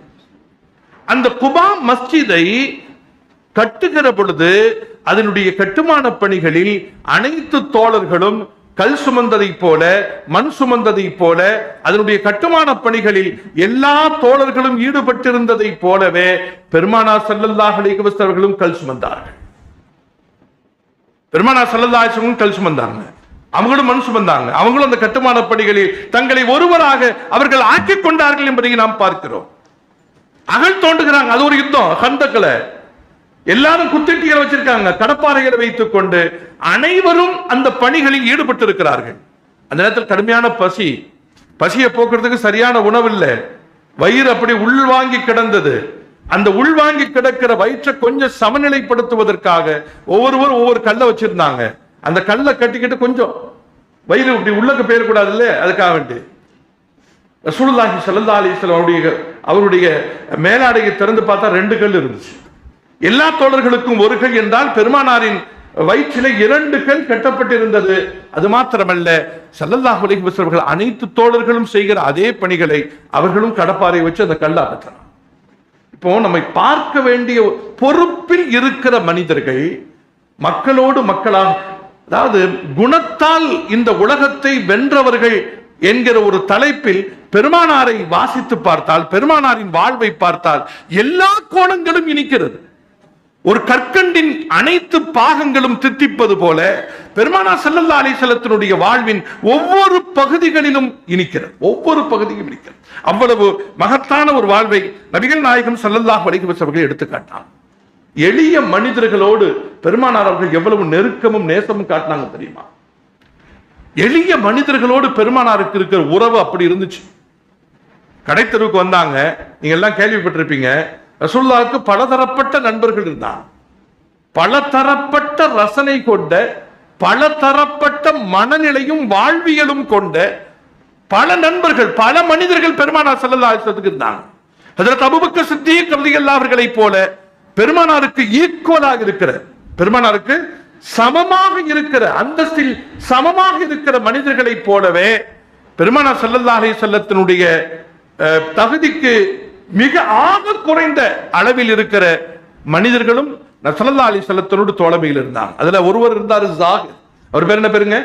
ஜாகிர். பார்க்கிறதுக்கு ரொம்ப சாதாரணமா இருப்பார், ரொம்ப எளிமையான தோற்றம் மாத்திரமல்ல, ஒரு வசீகரமான வாழ்வமைப்பு கொண்டவர் அல்ல அவர். பேச்சிலும் சரி, நடையிலும் சரி, நடவடிக்கைகளிலும் சரி, ரொம்ப சாதாரணமான சராசரியான ஒரு மனிதர் அவர். ஸல்லல்லாஹு அலைஹி வஸல்லத்துக்கு அவருடைய ஊர்ல இருந்து வரும்போது அவருடைய கிராமத்துல விளைகிற அந்த பழங்களை எல்லாம் ஹஜ்ரத் ஆயிஷா அம்மாட்ட வந்து ஆர்வமா கொடுத்து ரசூலுல்லாஹ்க்கு இதை கொடுத்துருங்க அப்படின்னு சொல்லுவார். ரசூலுல்லாஹ்வுக்கு அவர் மேல ஒரு தனி அட்டாச்மெண்ட், ஒரு தனி பிரியம். கடைத்தெருக்கு போறாங்க, ஜாகிர் வந்து பஜார்ல உட்கார்ந்துகிட்டு அவருடைய ஒரு பொருளை எடுத்து கூவி கூவி வித்துக்கிட்டு இருக்கிறாரு. ரசூலுல்லாஹி ஸல்லல்லாஹு அலைஹி வஸல்லம் ஜாகிருக்கு பின்னாடி போறாங்க, முதுகுக்கு பின்னாடி போறாங்க. முதுகுக்கு பின்னாடி போறத அவர் பார்க்கல. முதுகுக்கு பின்னாடி போயிட்டு அவர் முதுகை தன்னுடைய நெஞ்சோடு அணைத்துக் கொண்டு இணைத்துக் கொண்டு அப்படியே மெல்ல தூக்கி, இந்த அடிமையை யாராவது வாங்குறவங்க இருக்கிறீங்களா அப்படின்னு கேட்கிறார். அவர் ஒரு பொருளை வித்துட்டு இருக்கிறார். பொருளை விற்கிற ஜாகிரி இவங்க தூக்கி இவரை யாராவது வாங்குறீங்களான்னு கேட்கிறான். இப்படி செய்வது பெருமானார் தான் என்பதனை அதில் ஜாகிர் ரலியல்லாஹு அவர்கள் ஸல்லல்லாஹு அலைஹி வஸல்லத்துடைய உடலிலிருந்து வெளிப்படுகிற அற்புதமான கஸ்தூரி வாசனை இருக்கிறது அல்லவா, அந்த வாசனையை வச்சு புரிஞ்சுக்கிட்டாங்க. தூக்குறது ரசூலுல்லாஹ்தான் தெரிஞ்சதுக்கு பின்னாடி தன்னுடைய முதுக ரசூலுல்லாஹ்வுடைய நெஞ்சோடு அப்படி அணைக்கிறாங்க. ஏன்னா இந்த வாய்ப்பு யாருக்கு கிடைக்கும்? தூக்க சொன்னா தூக்குவாங்களா ரசூலுல்லாஹ்? ஆனா ரசூலுல்லாஹ்வை தூக்கி நிக்கிறாங்களே. ரசூலுல்லாஹ்வுடைய உடம்பை தொடுவதற்கு போட்டி போட்ட சஹாபிகள் எத்தனை பேர் இருக்கு தெரியுமா? பெரிய லிஸ்ட் இருக்கு, பெரிய லிஸ்ட். ரசூலுல்லாஹ்வுடைய முடிய பரக்கத்தா எடுத்துக்கிட்டவங்க, ரசூலுல்லாஹ்வுடைய நகத்தை பரக்கத்தா எடுத்துக்கிட்டவங்க, ரசூலுல்லாஹ்வுடைய ஜுப்பாவை பரக்கத்தா எடுத்துக்கிட்டவங்க, ரசூலுல்லாஹ் குடிச்ச பாலை பரக்கத்தா குடிச்சவங்க, ரசூலுல்லாஹ்வை சார்ந்து இருக்கிற ஒவ்வொன்றையும் தன்னுடைய வாழ்க்கைக்கு அருளை அள்ளித் தருகிற அம்சம் என்று பரக்கத்தாக அதனை எடுத்துக்கொண்டவர்களுடைய லிஸ்ட் பெரிய லிஸ்ட் இருக்கு. ஜாகிர் ரலியல்லாஹு தஆலா அன்ஹு என்ன செய்யறாங்க? ரசூலுல்லாஹ் அப்படி இருக்க அணைச்சு இவரை வாங்கிக் கொள்பவர்கள் எவரேனும் உண்டா அப்படின்னு சொல்லும்போது தன்னுடைய முதுகையும் இணைச்சுக்கிட்டார். இணைச்சிட்டு ரசூலுல்லாஹ்வுடைய காது பக்கம் வந்து சொன்னாரு, ரசூலுல்லாஹ் நான்லாம் ஒரு செல்லா காசு, நான் ஒரு செல்லா காசு, என்ன போய் விற்க பாக்குறீங்களா? யாரு வாங்குவா? இது எங்க நடக்குது? எங்க நடக்குது? பஜார்ல நடக்குது. நாம பஜார்ல போகும்போது நமக்குன்னு சில நாசுக்கு வந்துடும், சில நாகரிகங்கள் வந்துடும். வீட்டில் ஒரு மாதிரியா இருப்போம், பஜாருக்கு போனால் ரொம்ப டிப்டாப்பா இருப்போம், சகதியில் பற்றக்கூடாதுன்னு கையில தூக்கிக்கிறோம், ரொம்ப துணி அயன் பண்ண துணி மடிச்சிடக்கூடாது, ரொம்ப நாகரிகம் பார்ப்போம் இல்லையா? ரசூலுல்லாஹ் பஜார்ல இந்த காரியத்தை நடத்திட்டு இருக்கிறாங்க. அவர் சொன்னார், யார் ரசூலுல்லாஹ் நான் ஒரு செல்லா காசு, என்ன போய் விற்க பார்க்குறீங்களா? யார் வாங்குவா? ரசூலுல்லாஹி ஸல்லல்லாஹு அலைஹி வஸல்லம் சொன்னார்கள். அந்த நேரத்தில் ஜாகிருக்கு சொன்னாங்க, லஸ்த பிகாசிதின் இன்தல்லாஹி யா ஜாகிர். ஜாகிர் நீ இப்படி சொல்ற, அல்லாஹ்ட்ட நீ எவ்வளவு விலை மதிக்க தகுந்தவன் தெரியுமா? நீ உன்னுடைய தியாகத்தினுடைய அளவு தெரியுமா உனக்கு? சில மனிதர்கள் அவர்களின் தகுதியே தெரியாமல் வாழ்வார்கள். இந்த உலகத்தில் பல மனிதர்கள் இருக்கிறார், அவர்களுடைய ஆன்மீக தகுதி அவர்களுக்கு தெரியாது. ரசூலுல்லாஹி ஸல்லல்லாஹு அலைஹி வஸல்லம் சொன்னாங்க இல்லையா, பல மனிதர்கள் இருக்கிறார்கள், பார்ப்பதற்கு பங்கரைகளை போல இருப்பார்கள், பார்ப்பதற்கு பராரிகளை போல இருப்பார்கள், யாரும் அவங்கள மதிக்க மாட்டாங்க. ஆனா அல்லாஹ்வின் மீது அவர்கள் சத்தியம் செய்து இது நடக்க வேண்டும் என்று சொன்னால் அல்லாஹ்வுடைய ஆன்மீக தரம் பார்த்து அதனை நிறைவேற்றி தந்து விடுவான் என்றார்கள் பெருமானார் ரசூலுல்லாஹி ஸல்லல்லாஹு அலைஹி வஸல்லம். இப்படி பல மனிதர்கள் இருக்கிறார். ஸல்லல்லாஹு சொன்னாங்க, அல்லாஹ்விடத்தில் நீ எவ்வளவு மதிப்பு மிகுந்த மனிதன் தெரியுமா என்று ரசூலுல்லாஹி ஸல்லல்லாஹு அலைஹி சொன்னாங்கன்னா, இதுல பல விஷயங்கள் இருக்கு. இதை வச்சு நிறைய விஷயங்களை சொல்லலாம். ஒரு மனிதன் அவன் யார் என்பதை அவனுக்கு உணர்த்துவதுதான் பெரிய விஷயம் பெருமக்களே. இந்த உலகத்துல பெரிய விஷயம் என்ன தெரியுமா? நீ யார் என்பதை அவனுக்கு அடையாளப்படுத்துவது, உன் தகுதி என்ன என்பதை அவனுக்கு சொல்லிக் கொடுப்பது. அவனுக்கு சொல்லிக் கொடுப்பது மட்டுமல்ல, அவன் சார்ந்த சமூகத்திற்கு இவன் யார் என்று அவனை உச்சத்திற்கு கொண்டு வந்து நிறுத்துவது. நபிகள் நாயகம் ஸல்லல்லாஹு அலைஹி வஸல்லம் வாழ்க்கையில் இது சாதாரணமானது. தன்னை மிக தாழ்வாக கருதி கொண்ட மனிதர்களை நபிகள் நாயகம் ஸல்லல்லாஹு அலைஹி வஸல்லம் இந்த சமூகத்தில் அவருடைய தகுதியும் தரமும் என்ன என்று ஸல்லல்லாஹு அலைஹி வஸல்லம் அடையாளப்படுத்தி இருக்கிற பல வரலாறுகளை நாம் பார்க்க முடியும். பிலால் ரலியல்லாஹு இடத்துல ஒரு நாள் கேட்கிறாங்க ரசூலுல்லாஹ். பிலால் ரலியல்லாஹு இடத்துல கேட்கிறாங்க, பிலால், சொர்க்கத்தை நான் சுற்றி பார்க்கிற பொழுது உன் காலடி சப்தம் கேட்டேன், எனக்கு முன்னாடி நடந்துட்டு போறது மாதிரி பார்த்தனப்பா. நம்மாலு அவனுடைய நண்பர்கள் இது மாதிரியான உச்சத்துக்கு போன யார்கிட்டையும் சொல்ல மாட்டான். ஏன்னா அவனுக்கு ஒரு பிரஸ்டீஜ் கூடிரும். நண்பர்களின் உயர்வுகளை தானே உள்வாங்கிக் கொண்டு மௌனமாக மனதுக்குள் நாமே புதைத்துக் கொள்வோம். அவனுடைய உயர்வை ரொம்ப பெருமனதோடு பகிர்ந்து கொள்கிற அந்த சுபாவம் மனிதர்களுக்கு மிக மிக குறைவு. ஆனா ரசூலுல்லாஹ்வுடைய வாழ்க்கையில பார்க்கிறோம், பிலால் சாதாரணமான ஒரு ஹபஷி, ஒரு நீக்ரோ இனத்தை சார்ந்த ஒரு இடத்துல உள்ளவர். ஆனா இஸ்லாத்தில் இணைஞ்சதுக்கு முன்னாடி தகுதி கூடிடுச்சு. அதற்கு உமர் ரலியல்லாஹு அவர்கள் அதற்கு பிலால் ரலியல்லாஹு அவர்களை பார்த்தார்கள். பார்த்து விட்டு ஒரு நாள் நெகிழ்ந்து இப்படி சொன்னாங்க, பிலால் சையதுனா. பிலால் யார் தெரியுமா? எங்களுக்கு தலைவர். அவர் யாருங்க சொல்றா? ஹஜ்ரத் பிலால் ரலியல்லாஹு அவர்களை பார்த்து ஹஜ்ரத் உமர் ரலியல்லாஹு அவர்கள் சொன்னார்கள், பிலால் சையதுனா. இந்த சமுதாயத்தை பெருமான் ஸல்லல்லாஹு அலைஹி வஸல்லம் எப்படி மாத்திருக்கிறாங்க பாருங்க. மனசுல அப்படி வர முடியுமா? ஹஜ்ரத் உமர் ரலியல்லாஹு அவருடைய வாயிலிருந்து பிலாலை பார்த்து என் தலைவர் பிலால் சொல்ல முடியுமா? சொல்ல வச்சாங்க ரசூலுல்லாஹ். ரசூலுல்லாஹி ஸல்லல்லாஹு அலைஹி வஸல்லம் சொல்ல வச்சாங்க. அந்த பிலாலை பார்த்து இப்படி சொன்னாங்க, பிலால், சொர்க்கத்தில் உன் காலடி சப்தம் கேட்டேனே. பிலால் சொன்னார், யார ரசூலுல்லாஹ், அப்படியா? அல்லாஹ் எனக்கு இவ்வளவு உயர்வை தந்திருக்கிறானா? அது உங்க வாயால நீங்க சொல்லிட்டீங்க, எவ்வளவு சந்தோஷமா இருக்குது. அப்படி என்னப்பா காரியம் செஞ்ச? அப்ப ரசூலுல்லாஹி ஸல்லல்லாஹு அலைஹி வஸல்லம் ஹஜ்ரத் பிலால் ரலியல்லாஹு அன்ஹு சொன்ன, வேற ஒண்ணும் இல்லை யா ரசூலுல்லாஹ், ஒது செஞ்சா 2 ரக்காத்து தஹியத்துல் மஸ்ஜித் தொழுதுக்குருவேன். நான் எப்போது ஒது முறிந்து கொண்டதோ உடனே ஒதுவை செய்து நான் என்னுடைய உடலை புதுப்பித்துக் கொள்வேன். அன்பிற்கினியவர்களே, இப்படி நபிகள் நாயகம் ஸல்லல்லாஹு அலைஹி வஸல்லத்தினுடைய தன்மைகள் அப்படியெல்லாம் இருந்தன. பிரச்சனை எந்த வடிவங்களில் வந்தாலும் பெருமானார் ஸல்லல்லாஹு அலைஹி வஸல்லத்தினுடைய சில நடவடிக்கைகளினாலே சில தோழர்களுக்கு சில விமர்சனங்கள் இருந்தது என்று தெரிந்தால் அந்த விமர்சனங்களை கொண்ட அந்த மனிதர்களை அழைத்து விளக்கம் சொல்லி மனதில் இருக்கிற கரைகளை நபிகள் ஸல்லல்லாஹு அலைஹி வஸல்லம் துடை தெரிந்து விடுவார்கள். இந்த பிரச்சனைகளை அந்த நேரத்திலே கையாண்டறணும். எப்ப முத்தி போகுதோ பிரச்சனை கூடிரும். ஒரு பிரச்சனை விதையாக இருக்கிற பொழுது அதன் அப்படி அறுவடை செஞ்சிடும், அதை கருவறுத்தரணும். ரசூலுல்லாஹி ஸல்லல்லாஹு அலைஹி வஸல்லம் வாழ்க்கையில பார்க்கிறோம், ரசூலுல்லாஹ் மாதிரி இந்த உலகத்துல கொடையளிக்க முடியுமா? ரசூலுல்லாஹி ஸல்லல்லாஹு அலைஹி வஸல்லம் மாதிரி யாராவது கொடையளிக்க முடியுமா? யாராவது அப்படி கொடுத்து கொடுத்து வாழ முடியுமா? கொடுத்து கொடுத்து சிவந்த கரம் யாருடைய கரம் என்றால் அண்ணல் முஹம்மது ஸல்லல்லாஹு அலைஹி வஸல்லத்தினுடைய கரம். கஸ்ஸஹரி ஃபீ தரஃபின் வல் பத்ரி ஃபீ ஷரஃபின் வல் பஹரி ஃபீ கரமின் வத்தஹரி ஃபீ ஹிமமி.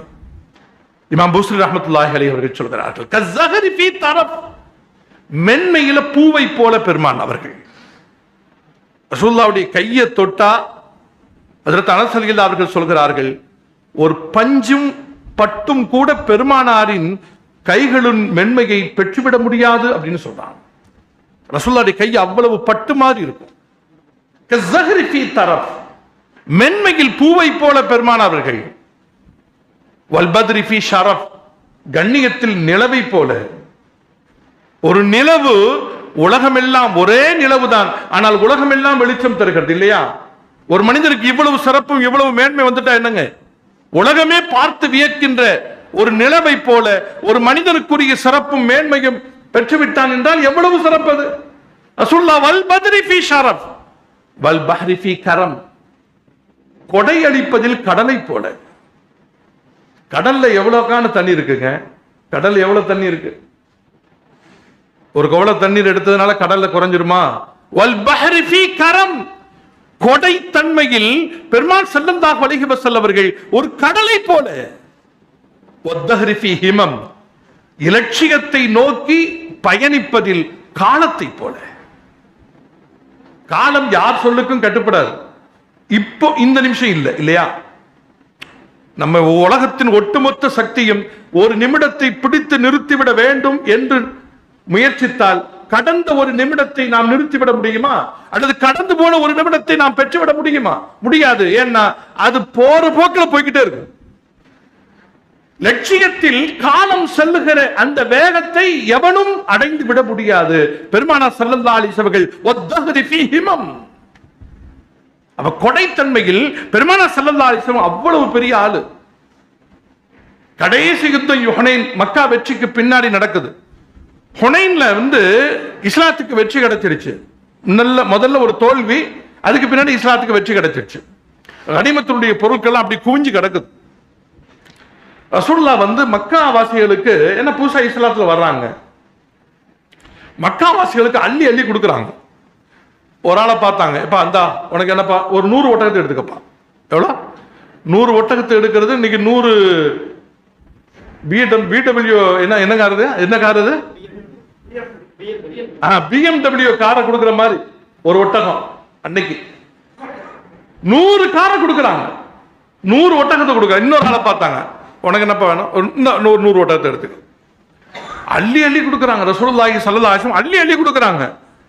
ஒரு ஆள் பார்த்துட்டே இருந்தாரு. இப்படி 100 கொடுக்கும்போது அவர் பார்க்கிறாரு, ரொம்ப தேவைன்னா கொஞ்சம் தேவை அவருக்கு. ரசூலுல்லாஹ் பார்க்கிறாரு. ரசூலுல்லாஹ் பக்கத்தில் அழைச்சாங்க. சஃபான் அவருடைய பேரு. சஃபானை பார்த்துட்டு, என்னப்பா நீ இன்னும் உனக்கு எது வேணுமா? ரசூலுல்லாஹ் ஏதாவது தந்தா நல்லது. அப்படியா? 2 மலை குன்றுகளுக்கு இடையில மேய்ஞ்சிக்கிட்டு இருக்கிற ஆட்டு மந்த, அந்த மந்த ஃபுல்லா உனக்கு தான் அப்படின்னா.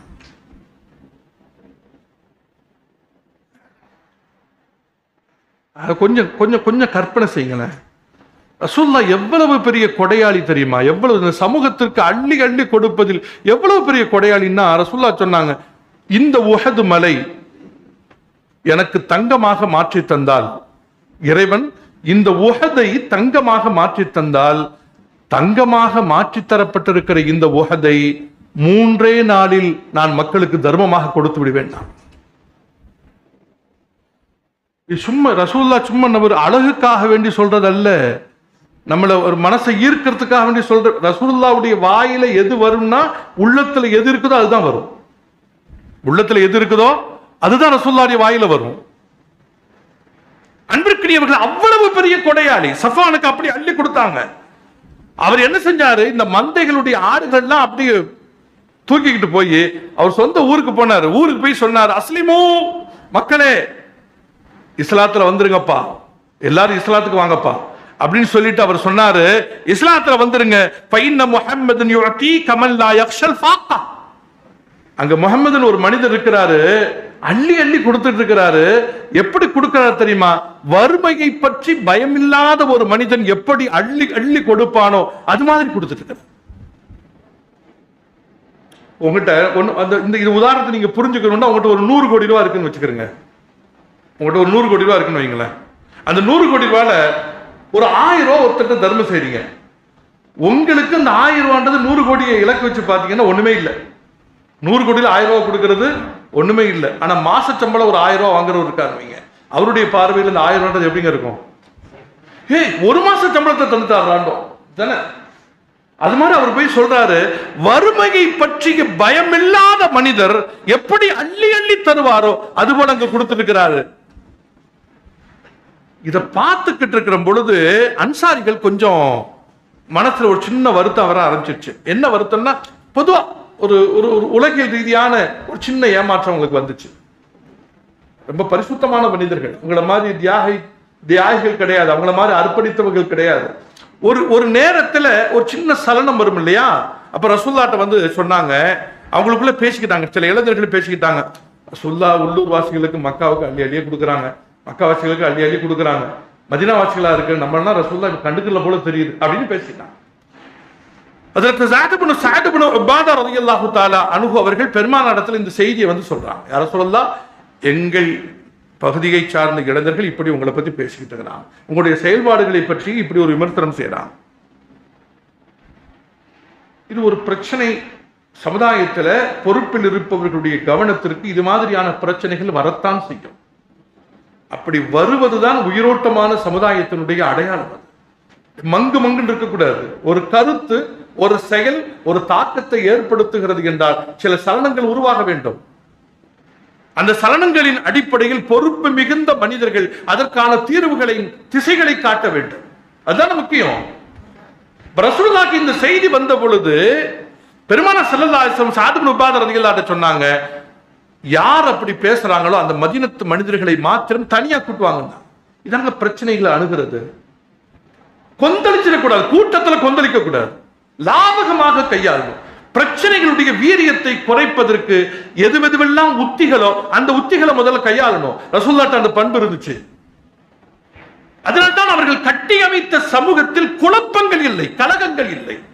மனிதர்களை மிகச்சரியாகவும் துல்லியமாகவும் எடை போட்டவர்கள் அவர்கள். அவருடைய பண்பாடுகள் தெரியும், அவர்களின் பலம் புரியும், அவருடைய பலவீனங்கள் தெரியும். மதீனத்து மக்களை மாத்திரம் தனியாக அழைச்சிட்டு வாங்க, எல்லாரும் ஒன்னா கூட்டிட்டாங்க. அப்போ ரசூலுல்லாஹி ஸல்லல்லாஹு அலைஹி வஸல்லம் சொன்னாங்க, ஸல்லல்லாஹு அலைஹி வஸல்லம் சின்ன ஒரு உரை நிகழ்த்துறாங்க. என்ன உரை நிகழ்த்துறாங்க அப்படின்னா, மக்களே, நீங்க ஒண்ணும் தெரியாம ஒரு வழிகேட்டில் இருந்தீங்க, நான் தான் உங்களுக்கு மார்க்கத்தை எடுத்து சொன்னேன். வசதி இல்லாமல் இருந்தீங்க, நான் வந்ததுக்கு பின்னாடி தான் உங்களுக்கு செல்வம் வளம் வந்துச்சு.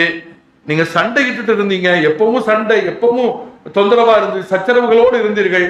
என்னால உங்களுக்கு ஒரு மனசுல ஒரு இணக்கம் உண்டாச்சு, உண்மைதானே அப்படின்னு கேட்கிறாங்க. ஆமா யா ரசூலல்லாஹ். தன் தரப்பில் தன்னால் நிகழ்ந்த அந்த விளைவுகளை அந்த சமூகத்திடம் சொல்லி ஒப்புதலை வாங்கிவிட்டதோடு பெருமானார் நிக்கல. இங்கதாங்க மனச முழுசாக வாசித்த பெருமானாருடைய குணம் தெரிகிறது. ரசூலுல்லாஹ் அடுத்து என்ன சொன்னா, நீங்களும் இப்படி சொல்லலாம். ரசூலுல்லாஹ் என்ன சொல்றாங்க, நீங்களும் என்னிடத்தில் இப்படி திருப்பி சொல்லலாம். எப்படி திருப்பி சொல்லலாம்? உங்களுடைய மக்கள் உங்களை பொய்யாக்கிய போது நாங்கள் தானே உங்களை உண்மைப்படுத்தினோம் அப்படி நீங்க சொல்லலாம். உங்களுடைய மக்கள் உங்களை துரத்திய போது நாங்கள் தானே உங்களுக்கு அடைக்கலம் தந்தோம் அப்படி சொல்லலாம். உங்களுக்கான மனிதர்கள் உங்களை கைவிடப்பட்ட போது நாங்கள் தான் உங்களுக்கு எல்லா வகையான ஆதரவுகளையும் தந்தோம் அப்படின்னு நீங்க சொன்னா அதில் உண்மை இருக்கிறது, நான் ஒத்துக்கொள்கிறேன். சரியா போச்சா? மனசு பேலன்ஸ் ஆயிடுச்சா? இங்கேயும் சரியாயிடுச்சு, அங்கேயும் சரியாயிடுச்சு. ரசூலுல்லாஹி ஸல்லல்லாஹு அலைஹி வஸல்லம் பாலிசி என்னன்னா, எப்போதுமே ஒரு கருத்தை விதைப்பதற்கு முன்பாக மனதை தயார்படுத்துவார்கள். ஒரு கருத்தை சொல்வதற்கு முன்பாக அந்த கருத்தை ஏற்கும் மனநிலைக்கு அந்த மனிதர்களை முதலில் மாற்றி அமைப்பார்கள். அது பெருமானுடைய குணம். அதுதான் சரியானதும் கூட. நிரம்பிய பானையில் ஒரு துளி நீரை நிரப்ப முடியாது இல்லையா? முதல்ல பானை காலியாகும், அப்பதான் தண்ணி பிடிக்க முடியும். ரசூலுல்லாஹி ஸல்லல்லாஹு அலைஹி வஸல்லம் அவர்கள் இந்த உத்தியை பல இடங்களில் கையாள்வார்கள். ஒரு பிரச்சனைகளோடும் கலக உணர்வுகளோடும் கலவர சிந்தனைகளோடும் வந்து நிற்கிற, கொந்தளித்து நிற்கிற அந்த மனித கூட்டத்திற்கு முன்னால் பெருமானார் ஸல்லல்லாஹு அலைஹி வஸல்லம் சொல்லிட்டு இப்படி சொன்னாங்க, பொருட்கள் மீது ஆசையோடு இந்த மாதிரியான விமர்சனங்களை நீங்கள் செய்திருக்கிறீர்கள். நான் சொல்றேன் பாருங்க, இதெல்லாம் உலகம், இதான் அற்ப உலகம். இந்த ஒட்டகம், இந்த ஆடு, இந்த கனிமத்து, இதெல்லாம் ஒட்டகம், இவெல்லாம் அற்ப உலகம். நான் இந்த பொருட்களை ஏன் கொடுத்தேன்னா, புதுசா வந்திருக்காங்க இஸ்லாத்துல, இந்த பொருட்களின் வழியாக உடைய ஈமான் நிலை நிறுத்தப்படும் என்கிற நம்பிக்கையோடு அவர்களுக்கு தந்திருக்கிற, முட்டு கொடுத்திருக்கிற, இந்த பொருளால அவருடைய ஈமானிய வாழ்க்கைக்கு கொஞ்சம் முட்டு கொடுத்திருக்கிற. இதற்காகவா நீங்கள் வருத்தம் கொள்கிறீர்கள்? ரசூலுல்லாஹ் சொன்னாங்க, இதற்காகவா நீங்கள் வருத்தம் கொள்கிறீர்கள்? ஆடுகளை ஒட்டகங்களை அவர்கள் அழைத்து செல்லட்டும், நீங்கள் என்னை அழைத்து செல்லுங்கள். ஆடுகளை ஒட்டகங்களை அந்த மனிதர்கள் அழைத்து செல்லட்டும், அன்சாரிகளே நீங்கள் என்னை அழைத்து செல்லுங்கள். உலகத்து மனிதர்கள் எல்லாம் ஒரு பாதையில் செல்கிறார்கள் என்றால், அன்சாரிகளே நீங்கள் எந்த பாதையை தேர்ந்தெடுக்கிறீர்களோ அந்த பாதையை நோக்கித்தான் நான் வருவேன், அந்த பாதையை நோக்கித்தான் நான் வருவேன். ரசூலுல்லாஹ் சொன்னாங்க. ஹிஜ்ரத் மாத்திரம் இல்லைன்னா நான் மதீனத்து மனிதர்களில் ஒருவனாக நான் ஆகியிருப்பேன் என்றார்கள் பெருமானார் ரசூலுல்லாஹி ஸல்லல்லாஹு அலைஹி வஸல்லம் அவர்கள். இப்ப விளக்குவாங்க. எப்ப பிரச்சனை வரும் தெரியுமா? ஒரு பிரச்சனை அப்படியே வளர விடுகிற பொழுது, அது ஈரமாக இருக்கு, ஈரப்பதத்தோடு அது வளர்ந்து நிற்கிற பொழுது, சந்தேகம் வந்தா உடனே நிப்பாட்டிடுவாங்க, உடனே சந்தேகத்தை போக்கிடுவாங்க ரசூலுல்லாஹ். மக்கா வெற்றி கொள்ளப்பட்டதற்கு பின்னாடி மதீனா வாசிகளுக்கு எல்லாம் ஒரு பயம் வந்து போச்சு. என்ன பயம் வந்து போச்சு அப்படின்னா, மதீனாவிலிருந்து மக்கா வந்தாச்சு, மக்கா வெற்றி கொள்ளப்பட்டாச்சு. ரசூலுல்லாஹ்வுடைய சொந்த ஊர் மக்கா. மக்கா வெற்றி கொள்ளப்பட்டதற்கு பின்னாடி ரசூலுல்லாஹ் சொந்த ஊர்லயே இனிமேல வாழ ஆரம்பிச்சிருவாங்க போல தெரியுது. சொந்த ஊர்லயே. என்ன ரசூலுல்லாஹ் மேல அவ்வளவு முஹப்பத் அவங்களுக்கு. யாருக்கு? அந்த மக்கள் எவ்வளவு நேசிச்சாங்க தெரியுமா? எல்லாவற்றையும் ரசூலுல்லாஹி ஸல்லல்லாஹு அலைஹி வஸல்லம் அவர்களுக்காக வேண்டி தர சம்மதித்தவர்கள் அவர்கள். மக்காவிலேயே ரசூலுல்லாஹ் குடியிருக்க ஆரம்பிச்சிருவாங்க அப்படின்னு சந்தேகம் வந்த பொழுது நபிகள் நாயகம் ஸல்லல்லாஹு அலைஹி வஸல்லம் மக்கள் அந்த மதீனா வாசிகளை அழைச்சு சொன்னாங்க, ஹயாத்தி வ மமாத்தி மஅக்கும், என் வாழ்வும் என் மரணமும் உங்களோடு தான். கவலைப்படாதீங்க, பயப்படாதீங்க. வெற்றி கொள்ளப்பட்டு இருக்கிறது இந்த மக்கா. ஆனாலும் கூட நான் மதீனாவாசிகளாக இருக்கிற உங்களோடு தான் வாழ்வேன், கவலைப்படாதீர்கள். சந்தேகத்தின் எந்த நிழலும் படியாமல் ஒரு மிகச்சரியான ஒரு துல்லியமான ஒரு வாழ்வை இந்த உலகத்தில் வாழ்ந்து காண்பித்தவர்கள். அதனால்தான் இதயங்களில் பெருமான் ஸல்லல்லாஹு அலைஹி வஸல்லம் கோலோச்சு கொண்டிருக்கிறார்கள். உலகத்து மாந்தர்களின் மனதில் ஒரு அழிக்க முடியாத ஒரு பேரிடத்தை பெருமானார் ஸல்லல்லாஹு அலைஹி வஸல்லம் பெற்றிருக்கிறார்கள் என்றால் அவர்களுடைய குணத்தால், அவர்களுடைய நடவடிக்கைகளினாலே, அவர்களுடைய செயல்பாடுகளினாலே, அவர்களுடைய சிந்திக்கும் திறனாலே சமூகத்தை மாத்திரமல்ல, குடும்பம், அது ஒரு பெரிய பாடம், அது ஒரு பெரிய கடல் மாதிரி இருக்குது. ரசூலுல்லாஹி ஸல்லல்லாஹு அலைஹி வஸல்லத்தினுடைய அந்த வாழ்வை, வரலாற்றை வாசிக்கிற பொழுது, தெரிந்து கொள்கிற பொழுது, அந்த குணத்திலிருந்து ஒரு கொஞ்சம் பகுதிகளையாவது நாம பின்பற்றணும்னு மனசுல ஆசை வைக்கணும். முடியுமா ஹஜ்ரத்? அவங்கள மாதிரி வாழ முடியுமா? நான் அதான் சொல்றேன், அவங்கள மாதிரி வாழ முடியாது. ஐயுக்கும் மிஸ்லின்னு கேட்டாங்க, என்ன மாதிரி நீங்க யார் இருக்க முடியும்னு கேட்டாங்க. முடியாதுதான். ஆனால் நாம நியத்து வைக்கணும். ரசூலுல்லாஹ் காட்டின அந்த குணத்துல ஒரு சின்ன குணம், ஒரு குணத்துல 1%, ஒரு 2%. வீட்டுக்கு போகும்போது சலாம் சொல்லிட்டு போறது. இனிமேல ஒரு சின்ன விஷயம், ஒரு சின்ன சுன்னத் நீங்களே சொல்ல ஆரம்பிச்சிடலாமா? வீட்டுல கேட்பாங்க, என்ன நேத்தெல்லாம் சொல்லாம இன்னைக்கு என்ன சொல்றீங்க? அதனால தான் பயானுக்கு அடிக்கடி போகக்கூடாதுன்னு சொன்னவங்கள. கதவை தட்டிட்டு அஸ்ஸலாமு அலைக்கும் நேத்து சொல்லல, பிரச்சனையாக பூகம்பமா மாறிடக்கூடாது, சொல்லணும். அல்லாஹ் சொல்றான், நீங்கள் வீட்டுக்குள் நுழைந்தால் சலாம் சொல்லிவிட்டு நுழையுங்கள், அது உங்கள் வீட்டுக்கு பரக்கத்தை கொண்டு வந்து தரும். ரசூலுல்லாஹி ஸல்லல்லாஹு அலைஹி வஸல்லம் தன்மை என்ன தெரியுமா? வீட்டுல போவாங்க, அதிகாலை சுபுஹ் தொழுதுட்டு போவாங்க. ஆயிஷா மாட்ட கேட்பாங்க, ஹல் இந்தக்கும் ஷை, இன்னைக்கு ஏதாவது சாப்பிட்றதுக்கு ஏதாவது வாய்ப்பு இருக்குதா அப்படின்னு கேட்பாங்க. ஆயிஷா மத்தெல்லாம் வீட்டில் ஒன்றும் இல்லை. அப்படியா அனசாய், நான் நோன்பு வச்சுக்கிறேன்னு வாங்க. இப்படி நம்ம வீட்டில் சொன்னாங்கன்னு வைங்களேன், என்ன ஆகும்? பெரிய கலவரம். நாம பொண்டாட்டிட்ட பேசும்போதே நாம போண்டா டீ போட்டு சாப்பிட்டு தான் போவோம். காலையில் சுபு முடிச்சுட்டு ஒரு போண்டா, ஒரு டீ, வட்டலப்பம், அது இதெல்லாம் சாப்பிட்டுட்டு தான் வீட்டுக்கு போவோம். என்னமா அப்படின்னா இன்னைக்கு இல்ல ஒண்ணுமே செய்யல அப்படின்னா நமக்கு கோபம் வந்துடும். ஆனா ரசூலுல்லாஹி ஸல்லல்லாஹு அலைஹி வஸல்லம் சொல்லுவாங்க, அந்த மாதிரி நேரத்துல சொல்லுவாங்க, நான் நோன்பு வச்சுக்கிறேன். அதனால நீங்க நோன்பு வச்சுக்கிறீங்கன்னு இல்லை, அந்த நேரத்தில் இது மாதிரியான வீட்டில் நம்முடைய ஈகோவை சுண்டி விடுற மாதிரியாக அல்லது நம்முடைய கோபத்தை கிளறி விடுகிற மாதிரியான சில சந்தர்ப்பங்கள் மேலிட்டால் ரசூலுல்லாஹ்வுடைய வாழ்விலிருந்து ஒரு பகுதி எடுத்து பார்க்கணும். இந்த நேரத்தில் இந்த சந்தர்ப்பத்தை ரசூலுல்லாஹ் எப்படி கையாண்டாங்க? அப்ப நம்முடைய வாழ்வை புனிதப்படுத்துவதற்கும் நம்முடைய வாழ்வை மகிமைப்படுத்துவதற்கும் பெருமானாரின் வாழ்க்கை எவ்வளவு நமக்கு அவசியப்படுகிறது என்கிற அந்த விஷயத்தை நாம் புரிந்து கொள்ள முடியும். அல்லாஹ் அப்படி உணர்ந்து வாழுகிற தௌஃபீகை நம் எல்லோருக்கும் அல்லாஹ் ஷானஹு வ தஆலா தந்தருள் புரிவானாக. அல்லாஹ் நம்முடைய சந்ததிகளை பாதுகாப்பான சந்ததிகளாக அல்லாஹ் உருவாக்கி தருவானாக. பெருமானாரின் இஸ்ஸத்தை, அவருடைய கண்ணியத்தை அல்லாஹ் இன்னும் இன்னும் அதிகரிக்க செய்வானாக. அவர்கள் மீது நம்முடைய முஹப்பத்தை, நேசத்தை அல்லாஹ் இன்னும் ஆழமாக பதிய வைப்பானாக. அவர்களின் நேசத்தினால் இந்த உலகத்திலும் மறு உலகத்திலும் அல்லாஹ்வினுடைய அன்பையும் அருளையும் பெற்ற பாக்கியவான்களின் பட்டியலில் அல்லாஹ் நம்மையும் நம்முடைய சந்ததிகளையும் ஆளாக்கி அருள்வானாக. ஆகிரு தாவானா அல்ஹம்துலில்லாஹி ரப்பில் ஆலமீன். அஸ்ஸலாமு அலைக்கும் வ ரஹ்மத்துல்லாஹி வ பரகாத்துஹு.